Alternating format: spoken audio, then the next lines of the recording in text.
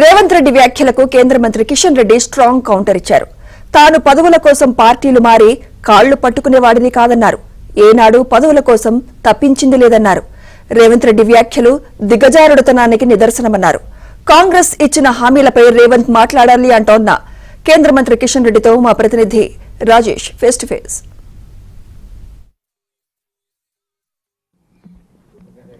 Right, తెలంగాణలో సమకాలీన రాజకీయ అంశాలపై మనతో మాట్లాడడానికి కేంద్ర మంత్రి బీజేపీ రాష్ట్ర అధ్యక్షులు కిషన్ రెడ్డి మనతో పాటు ఉన్నారు. సో చెప్పండి, మొత్తానికి ఎమ్మెల్సీ ఎన్నికల్లో ఈసారి బాగా మీరు వేడి పెంచారు. గతంలో కిషన్ రెడ్డి అంటే కాస్త సౌమ్యంగా మాట్లాడతారు, పద్ధతిగా మాట్లాడతారు, సబ్జెక్ట్ మాట్లాడతారు ఒక పేరున్నా మీకు. కానీ మీరు కూడా కాస్త మీ మాటలకు పదును పెట్టారు, ఘాటుగా మాట్లాడుతున్నారు ప్రభుత్వ పరిస్థితి పైన, కాంగ్రెస్ ప్రభుత్వ తీరు పైన. ఎట్లా చూసింది?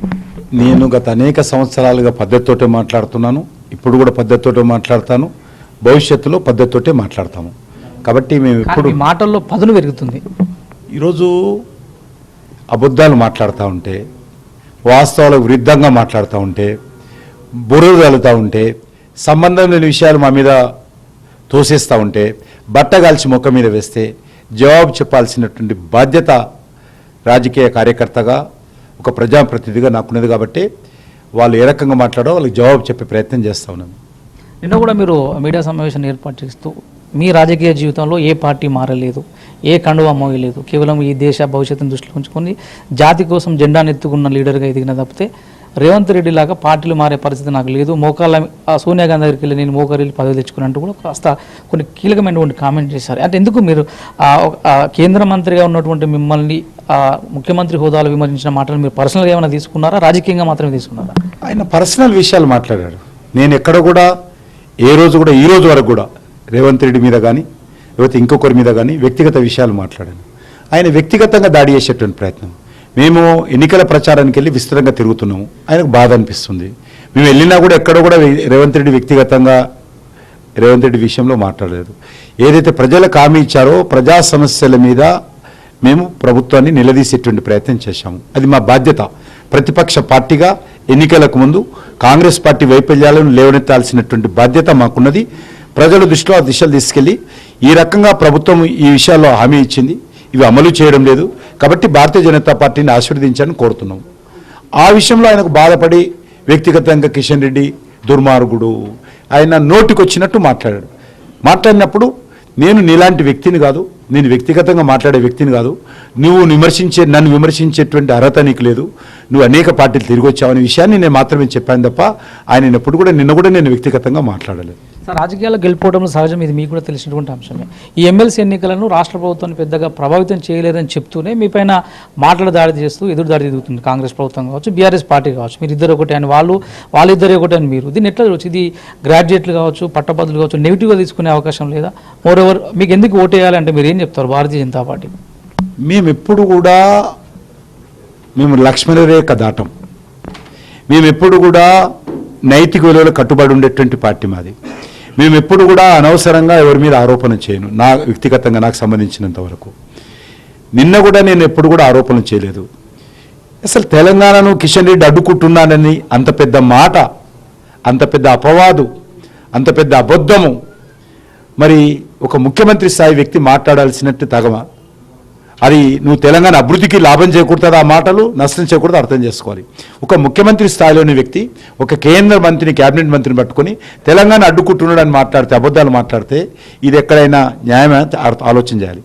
ఒక్క ఉదాహరణ, రేవంత్ రెడ్డికి దమ్ము ధైర్యం ఉంటే, రేవంత్ రెడ్డి ముఖ్యమంత్రి ఆయన దగ్గర ఆధారాలుంటే, సాక్ష్యాలుంటే, ఒక చిన్న సంఘటన తెలంగాణ అభివృద్ధిని అడ్డుకున్నట్టు నిరూపించాల్సిందిగా నేను సవాల్ చేస్తా ఉన్నాను. కాబట్టి ఆ రకంగా మాట్లాడడం న్యాయం కాదు. అంతే తప్ప దాని మీద జవాబు చెప్పే ప్రయత్నం చెప్పడం తప్ప మేము చెప్పలేకపోతే, మేము ఈ రకంగా వాస్తవాలు చెప్పకపోతే ప్రజలు నిజంగానే అడ్డుకుంటున్నారేమో అనుకుంటారు.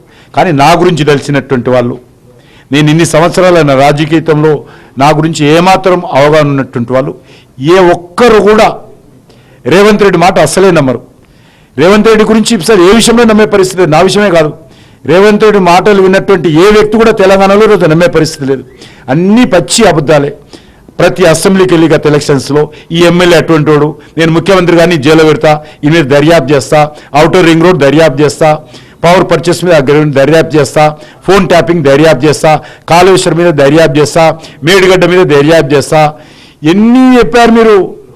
ఊరూరికి వెళ్ళి ఊళ్ళో ప్రతి భూముల విషయంలో మాట్లాడారు. ఏ ఒక్కటి దర్యాప్తు చేయడం లేదు. అంతెందుకు, ఇచ్చినటువంటి 6 గ్యారంటీలు ఏమైనాయి? 420 420 సబ్ గ్యారంటీస్ ఏమైనాయి? అనేక దర్యాప్తులు చేస్తాం, ఏమైంది? ఏ ఒక్కటైనా ఒక్కడికైనా ముందుకెళ్ళిందా? భవిష్యత్తులో ముందుకెళ్ళే అవకాశం ఉందా?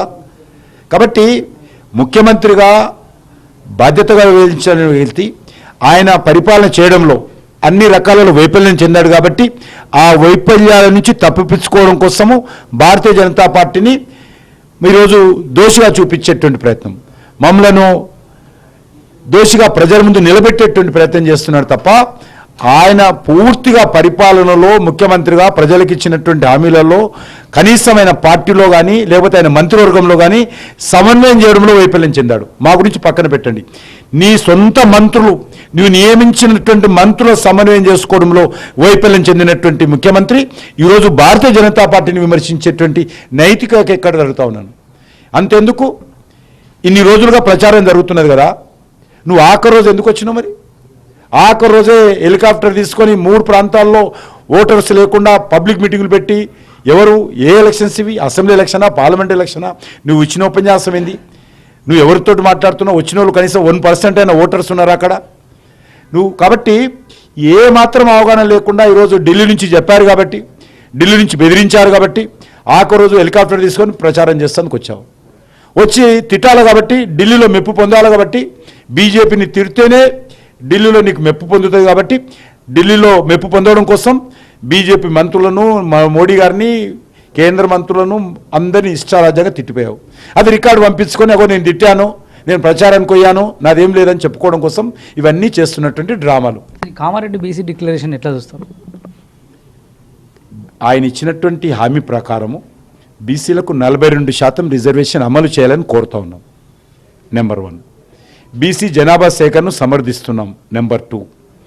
నెంబర్ 3, ఈయన ముఖ్యమంత్రి కాకముందు నుంచి కూడా, ఈయనంటే నిన్న ముఖ్యమంత్రి కాకముందు నుంచి కూడా ఇక్కడ రాజశేఖర రెడ్డి గారు ఉన్నప్పటి నుంచి కూడా ముస్లింలను బీసీల చర్చను వ్యతిరేకిస్తున్నాం. అది మా యొక్క సిద్ధాంతం.